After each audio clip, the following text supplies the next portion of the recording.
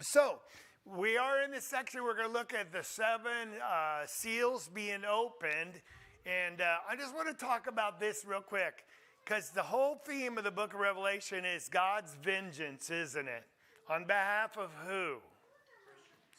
Christians, because they're being martyred. This great tribulation, we'll look at it. And who else? Jesus, the Son of God, and as well as all the apostles and all the prophets of the Old Testament, all the guilt fell upon that current generation of Jews, Matthew 23, all right? And why did they have to bear the brunt of all? Well, because of the one that killed Jesus. And it's kind of sad that we have to almost, in today's society at least, explain why we have to have justice.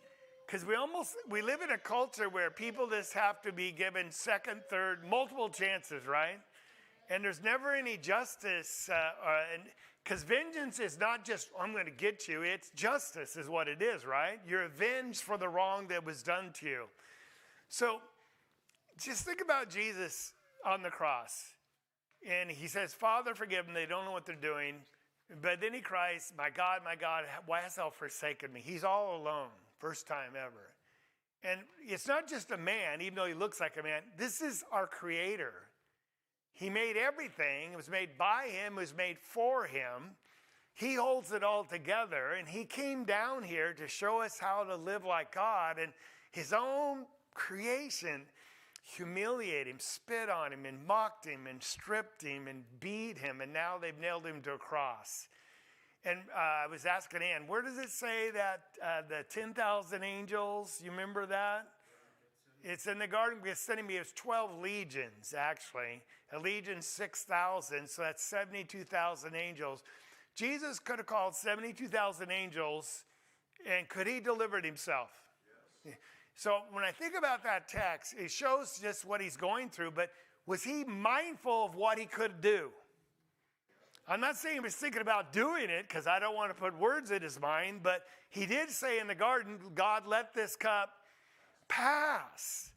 And God's, it's your will though. And God knew all along in his plan that he's going to, let Jesus sacrificially die to redeem his children and have this family we call the church. And he was going to avenge his son's death. And maybe we won't have justice throughout the land until some people have their child abused or murdered. Then they're going to understand why there's a need for justice. Now, I would never wish that upon anyone, right? But God, our Father, had his son murdered. And what did Jesus do? All he did was bless people, heal people, love people. And they murdered him. And so when we think of this vengeance, we have to understand this is a good thing. It's a right thing. And also the Christians were murdered for just following Jesus too and loving their neighbors. And so we have to understand the theme of this book, and we're going to look for our own vengeance eventually someday too, right? Or justice. Zenobia, was that you? Oh, is it Will? Somebody had their hand up, and I overlooked you. Oh, Max. You all look the same. Just shows how much God loves us. Oh, yes, that he would do that. That's right. So we're going to be looking at some really warring things, and you go, man, this is kind of, well, you have to understand who they just killed, right? Not just a man, but our Creator, the Holy One, Jesus Christ. And so we looked at this last week, that there was this book in God's hand, and John's weeping because no one was worthy to open it. And then who steps up? A lamb who was standing as though he was slain. Obviously, that's Jesus, the sacrificial lamb. Then he takes the book, and what does everyone do? They all worship, worship, worship, worship. And so what does this scroll represent? And Ann asked me to say this, because I think it's a good reminder. Legally, what does this represent, this scroll? The will of God. What? Documentation. It's like a last will and testament, all right? It's a covenant. And it doesn't come in effect until someone dies. So it's only appropriate the dead one who now is alive takes it, and he's going to undo the seals, and when you do that, you're actually executing the will, the last terms of that will, and making them play out. And so we're going to see each seal come off, and another thing happens. And the next seal, and another thing happens. And they all have to do with this building coming vengeance of God upon his people, that he warned them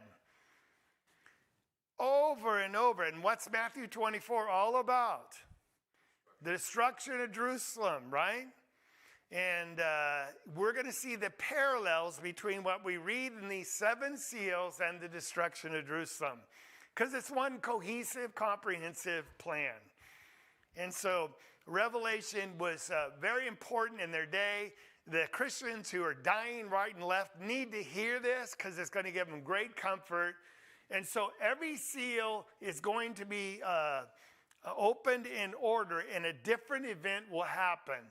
And when the last seal is open, there's going to be 7 angels with 7 trumpets. And when the last trumpet is sounded, it's over.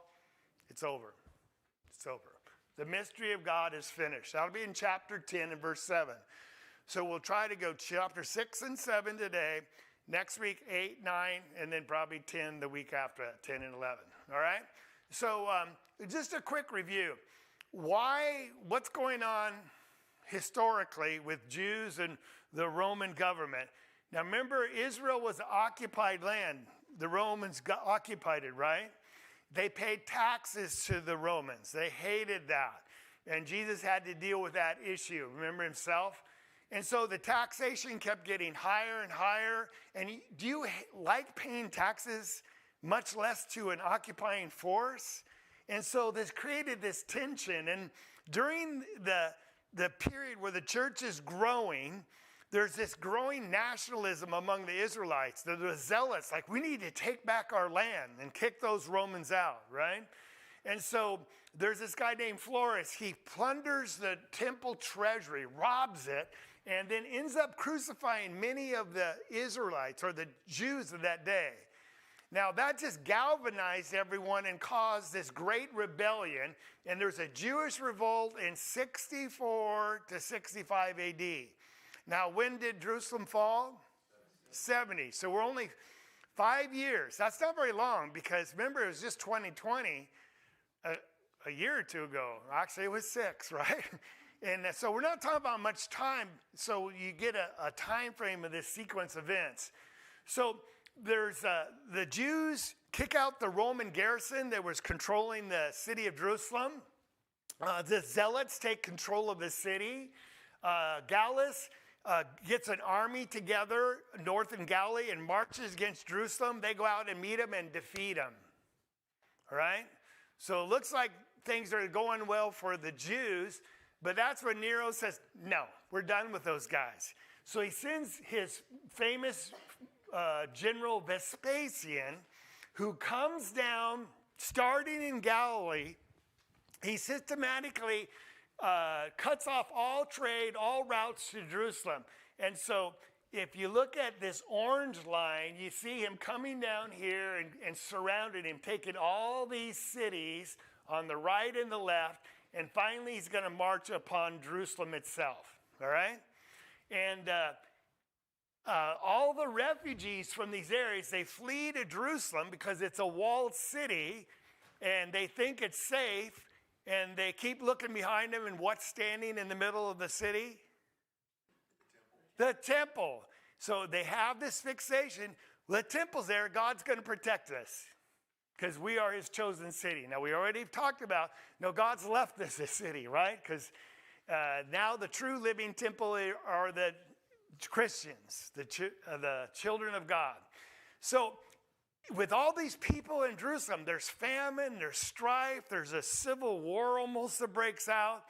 And then that's what's happening when we start seeing these seals open. It's describing all these events are going to be taking place. Outside the city, inside the city. Can you imagine if someone invaded? See, it's hard to say because the United States is this way. Israel is this way, right? But if someone invaded Washington, D.C., it fell. They went all the way down south to LA and took all that, all the way up to Washington, and we're just caught in the middle. And you hear all these stories about how cities are falling. What would they make you feel like? Yeah, this is bad times, all right? And so that's what's happening here. And so the city of Jerusalem's population swells because they're taking refuge there. Now, there's where we are. And so we're going to start opening the seals, and they're going to come one by one. And on your handout, I'm just telling you what they represent. Now, with that being said, we don't get too excited about everything. Say, well, this is really hard and confusing, because really it's not. I found them. So look at verse 1, chapter 6. I saw when the Lamb broke one of the 7 seals, and I heard one of the 4 living creatures saying, as with the voice of a thunder, come. It's her favorite word. Come. All right? So he shows him then, and you look at verse 2, I looked, and behold, a white horse, and he who sat on it had a bow, and a crown was given to him, and he went out conquering and to conquer. And so we have the first seal being opened, and it releases this white horse that's going out and conquering. Now, it's the first horse of the 4 horsemen of the apocalypse, because there's going to be 4 of them.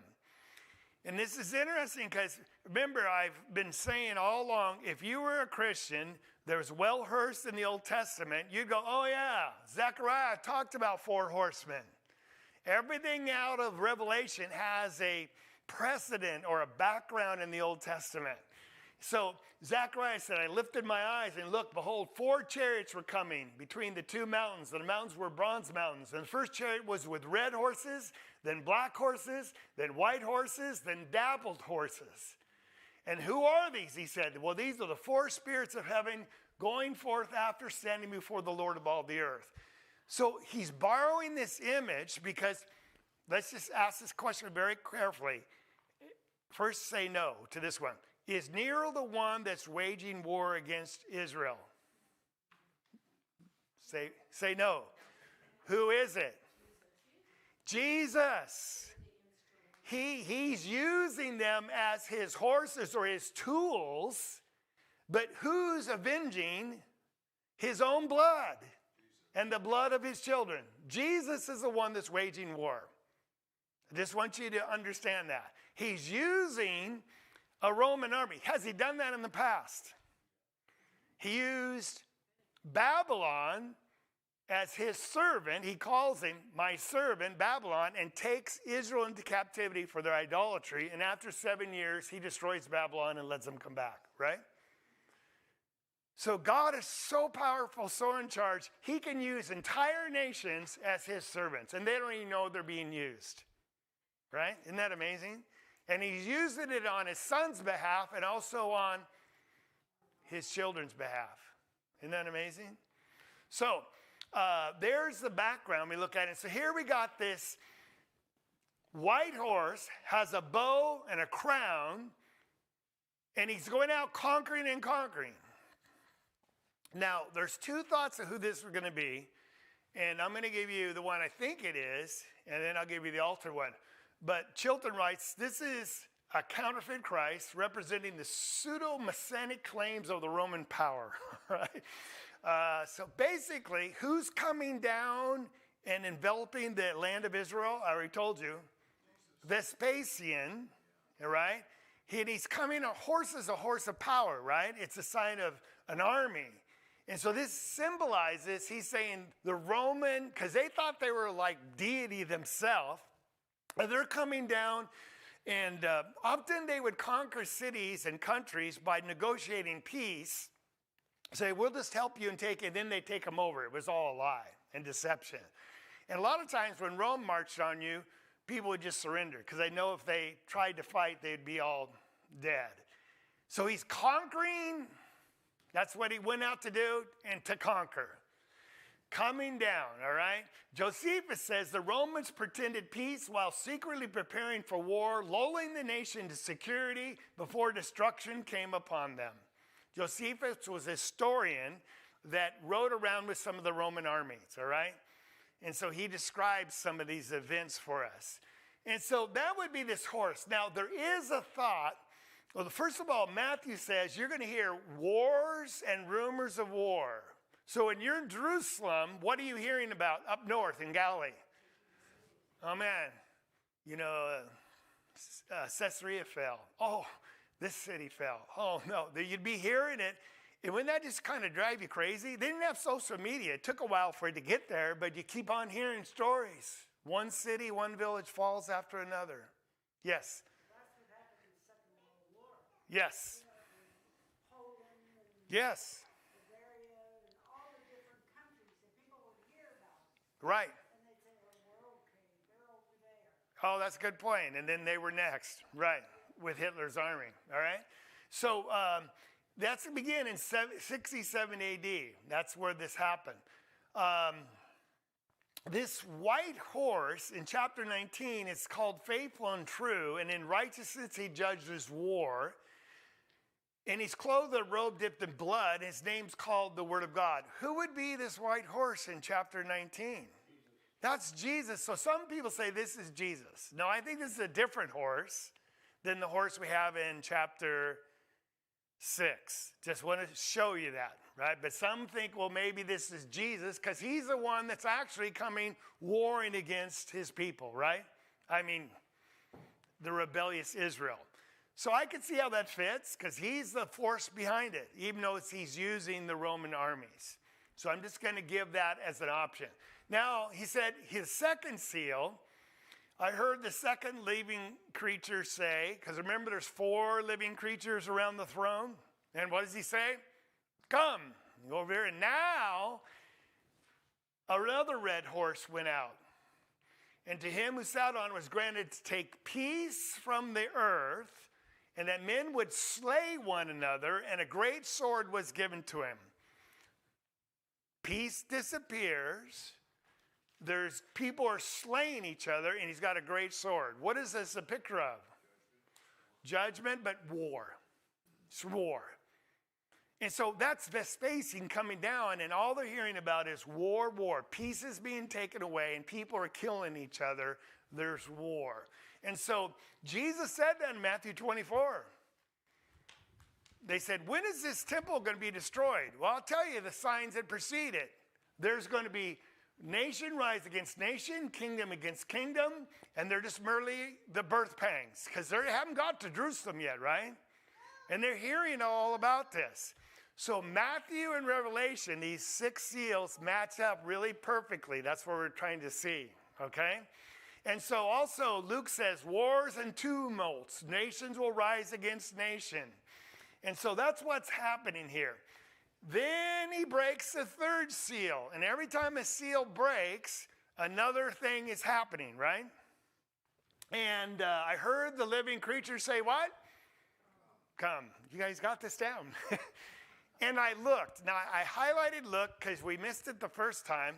Remember, Revelation is signed to John. It's communicated by pictures. It's not told what's going to happen. He sees what's going to happen, and he looks, and this time he sees what? A black horse. Now, again, I just want to go back up and slow down. First a white horse, then a red horse, and a black horse. Are these real horses?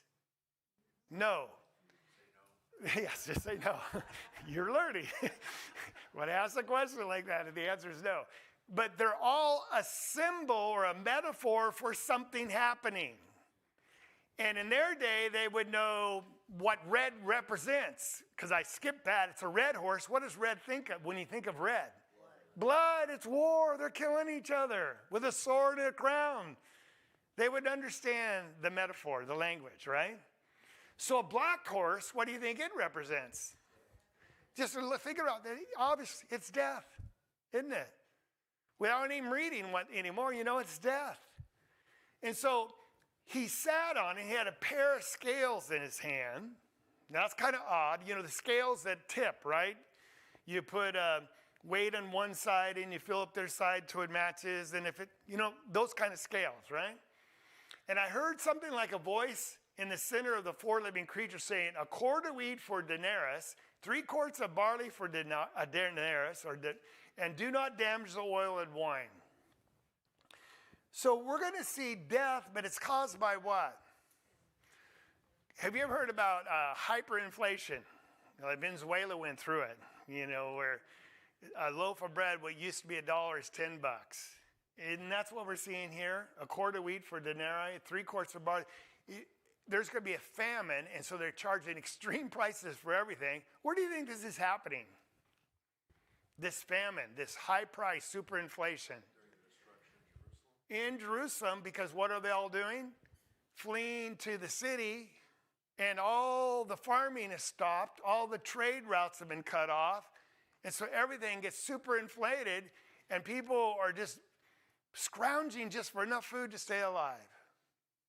Does that happen with war? Yeah, now that's what's going on here. It's very picturesque, isn't it? So Jesus says in Matthew 24, in various places there will be famines and earthquakes. He actually throws earthquakes in there, but famines, all right? It's used also in Luke as well. So now we're at the 4th horse. Yes? What's the significance of do not touch the oil? Or damage the oil? Do not waste it? Yeah. Oh, is that the King James you're reading? I don't know, I just got it. Is it NLT? Oh, New Living Translation? Yeah. Okay. I'll have to look at the waste. That's good. I was going to be snarky, but I won't, about the New Living Translation. Huh? Those two were in a They're always in abundance, yes. The oil and the wine. stuff was not. The wheat and everything else was not in abundance. But I'm going to have to look at it. I have to say, I don't know. It's a good question. Why does he say, do not damage the oil and the wine? Well, you can't live on it, right. All right. Good question. So now we got the ashen horse, and actually it's death. And I don't know what ashen is. It's like pale. And so when you die, some say dapple, but when someone dies, the color leaves out their face and they look ashen, right? Just kind of this pale. And so that's what this represents. And I heard the voice of the living creature saying what? So this is the 4th creature of the 4 living. And John looks, see, everything is signified. It's pictures. And now he sees this ashen horse, and he sat on it. His name was Death. Can you imagine a horse? And you said, what's the name of your horse? Death. Do you want to ride it? No. No.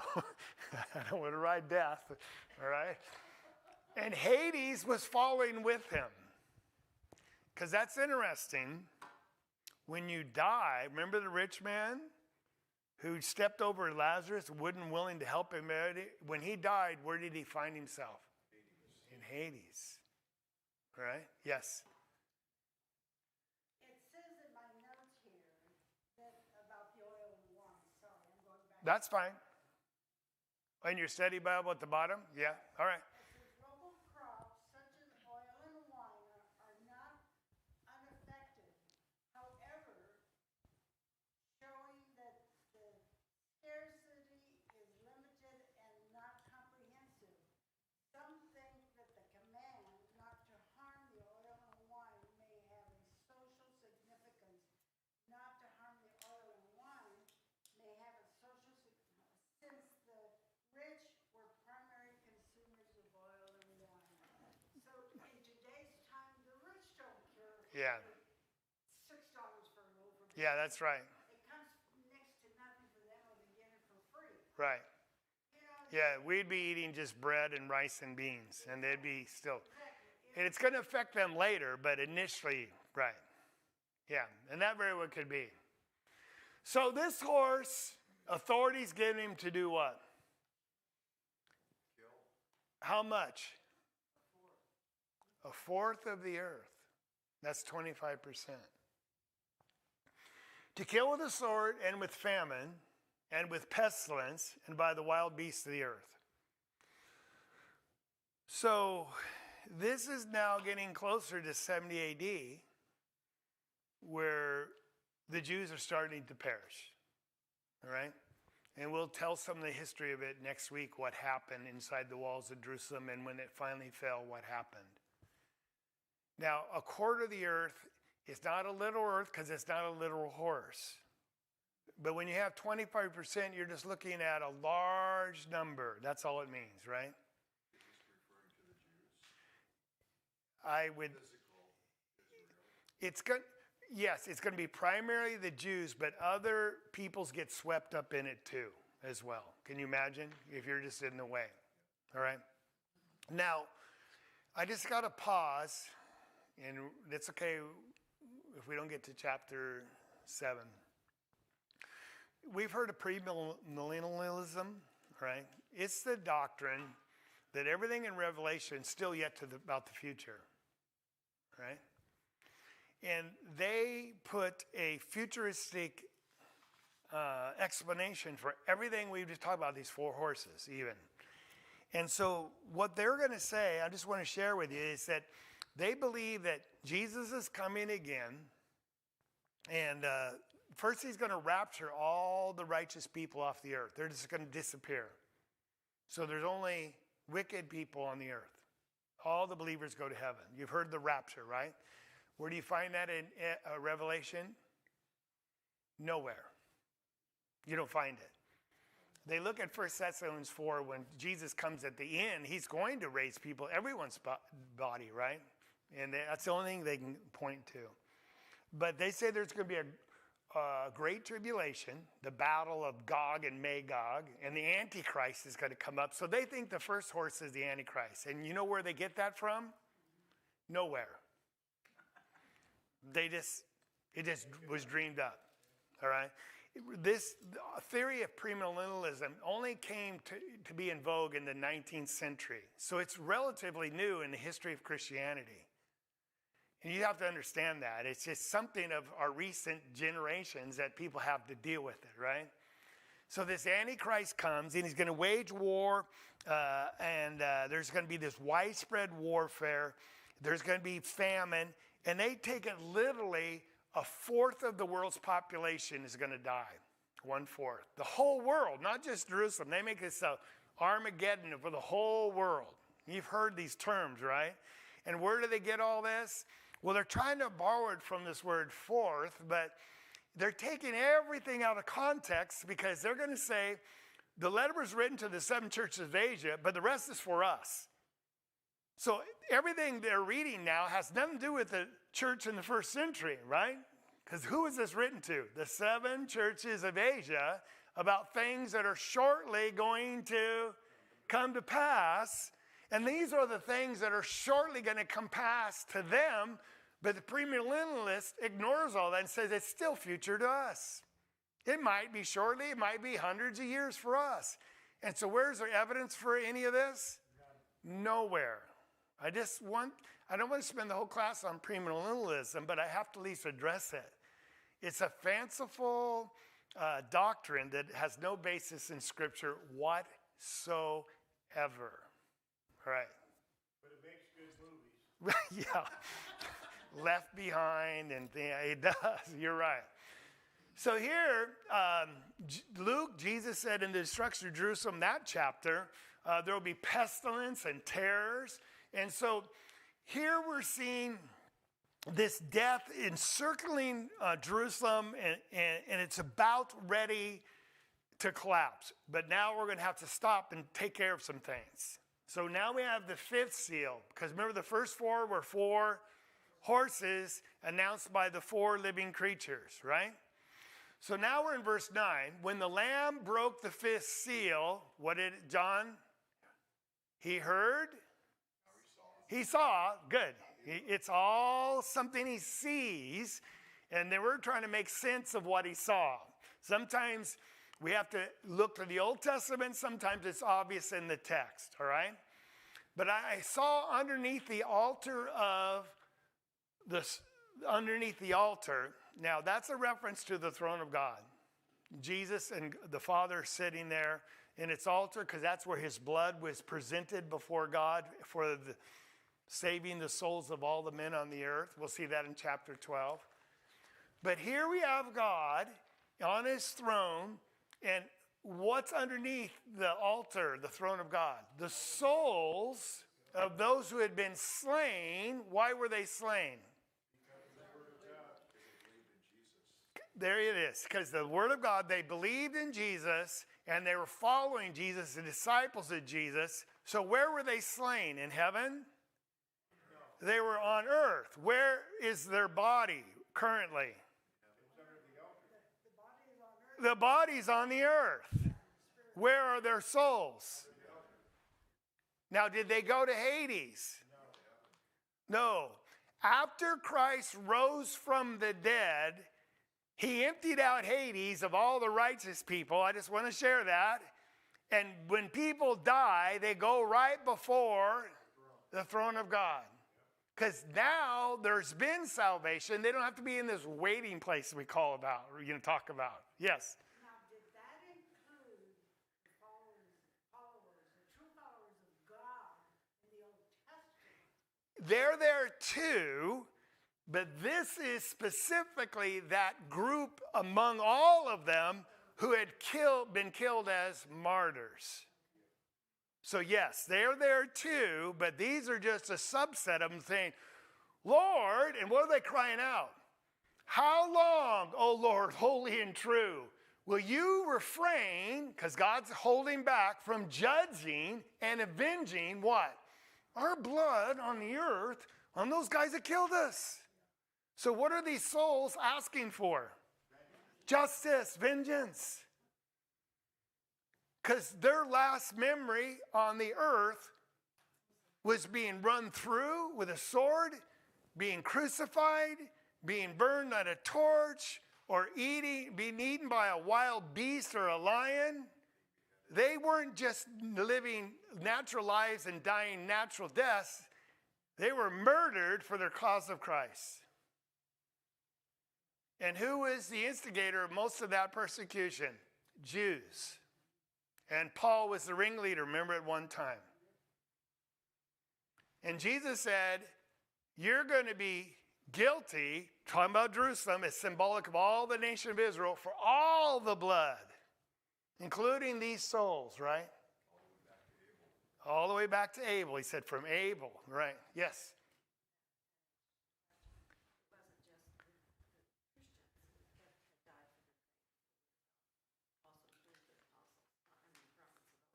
Right, right. It would include them as well, I would understand too.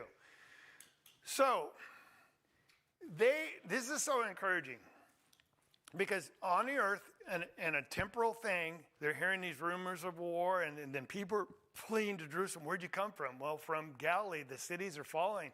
We have to come here just to save ourselves. And are there Christians still around this area? Yeah. Because they haven't got out of town yet. They don't get out of town until they see the abomination of desolation. In other words, the city's surrounded. That's when they get out. So they're having to suffer too, aren't they? And John has written this letter prior to these events happening. And because that's what Revelation was given to him as a word of encouragement. This is what's happening. And I want you to take comfort because some of you are going to die. But when you die, where do you go? Right before the throne. You go to heaven right with Jesus Christ. Paul said, I'd rather die and be with Christ. No waiting place. You go right to heaven now. And when you die, you go right to heaven today. And this is so encouraging for them to know that when I die, there's no defeat. I actually am delivered and I get to go right to heaven. And that is so encouraging, especially when they're being persecuted in their day. That's what this letter is written for them. Overcome. Keep the faith. There's victory even in death. They needed to hear this. And they need to hear God's coming, the faithful and true. And he's coming and bringing these 4 horsemen. He's going to avenge your death as well as his own. See the picture that's happening? And this is so encouraging, and it should be encouraging to us too, that when you die, you go right before the throne of God. Now, what are they given? Verse 11. Each of them was given a white robe, symbolizing what? Righteousness. That's right. They're pure.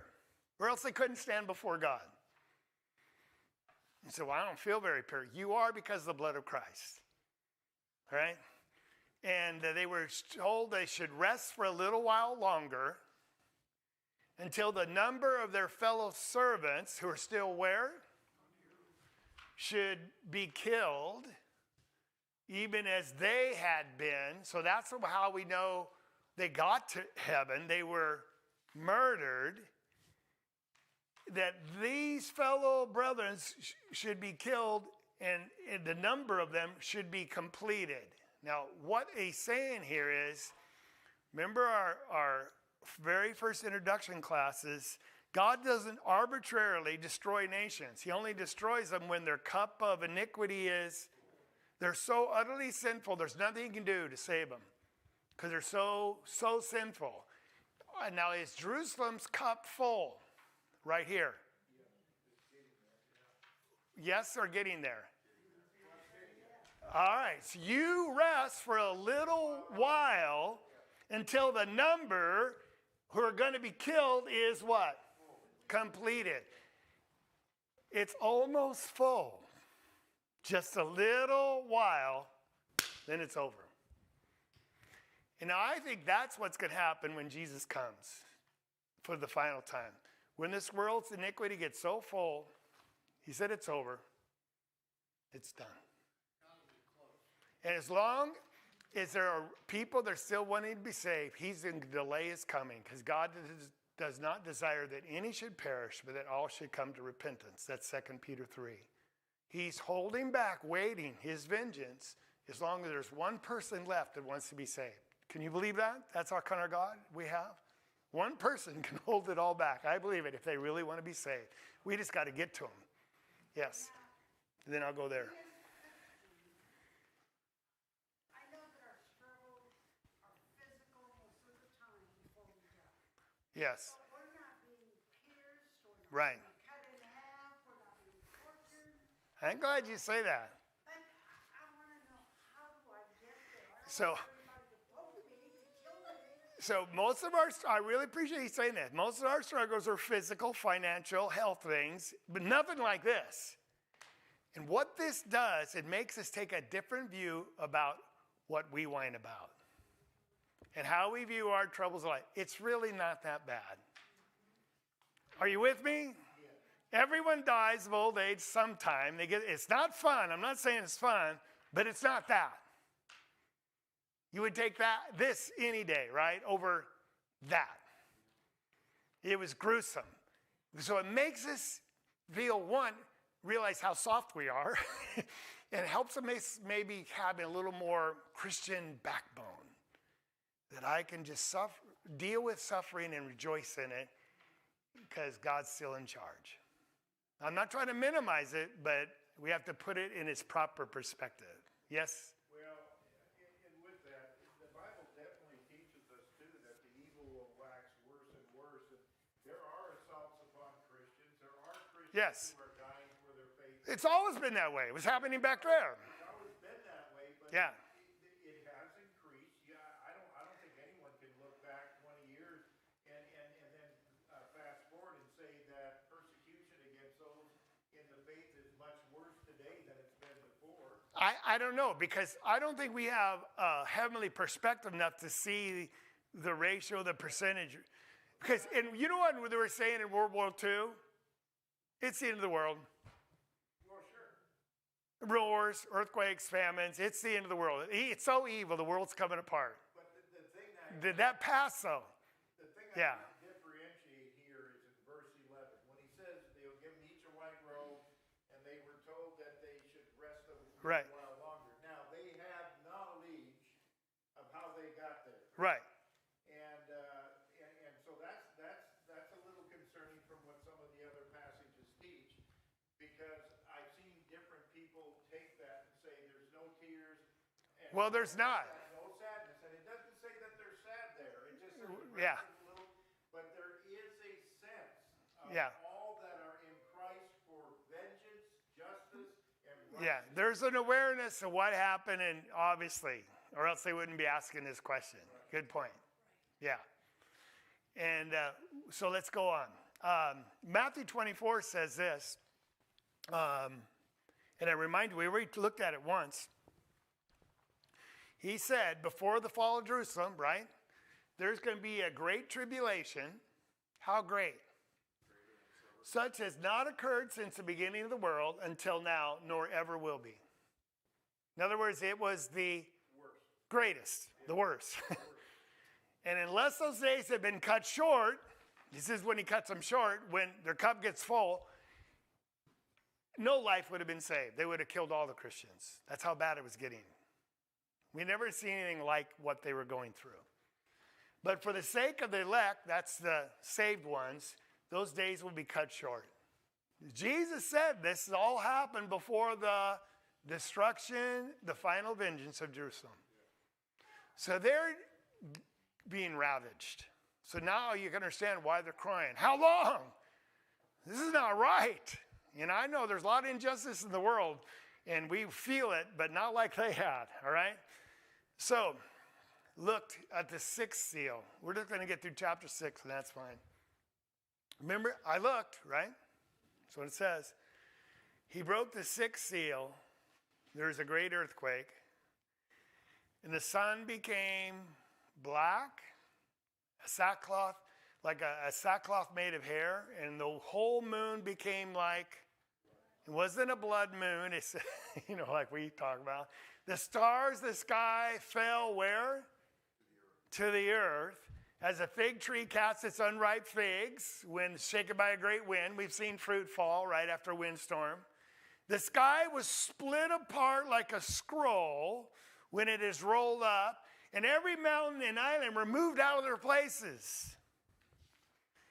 This is cataclysmic, whatever it's talking about, right? Now again, I just have to pause. The premillennialists will say this is all literally going to happen. The sun will go dark, the moon won't shine, stars will actually follow the earth, and the world will just split open. And where's there evidence for that? There isn't any. Now this is apocalyptic language, because we already looked. When stars fall, it means nations have fallen, right? When the sun goes dark, it means it's a dark day in your nation. There's no more blessings. It's over. The moon turned to blood, the same type of thing. And this language split apart every mountain. This is decreation. Now I want you to think about this. God called Israel out of Egypt and made them this great nation. He created them, didn't he? As a kingdom, his kingdom. And they were mighty and beautiful, and all the nations streamed to it. This is the decreation of that nation of Israel. Why? Because they're rebellious, stiff-necked, hypocrites, self-righteous, and they murdered Jesus. And it's over for them. They're going to be decreated. In other words, the sun's going to go dark on them. Their whole nation's going to blow up just like the world's blowing up. Their world is blowing up. That's all it's saying. It's not a physical destruction. Does that make sense? God created them, and now he's decreating them, if you could use that word, destroying them. That's right. Immediately after tribulation, the days will be darkened. That's Matthew 24, 29. Jesus said this is going to happen, and John's using the exact same language. That was obviously about the destruction of Jerusalem, so we know this is too. All right? Yes? When I was a child during the Second World War, I was probably, I might have been 6 or 7 years old. And I lived in a small town, and all the people went out of their homes, and the stars were falling by the hundreds. And people were crying out on the street. What do you mean they were falling? They were coming down, like stars fall. They were not, we couldn't see them hit the earth. But you Oh, could meteorites. see the stars falling, and people kept saying it's the end of the world. Wow. Yeah, Huh? it was because Mut- they yeah. had read this. Oh, Stars will fall. yeah. They'd make it literal. No. It was literal. Yeah. And I remember that, and I was only maybe 6 or 7 years old. Wow. You just aged yourself. You were alive during World War II. I need to visit with you. I'd like to hear some stories. That'd be great. All right. We're done here. Then the kings of the earth and the commanders, the rich, strong, they all said to the mountains and to the rocks, fall on us, hide us. That's the rich, the great men, the commanders. When you say fall on and hide us to the mountains, in other words, just kill us. This is too horrific. This is a direct quote from Hosea, and said,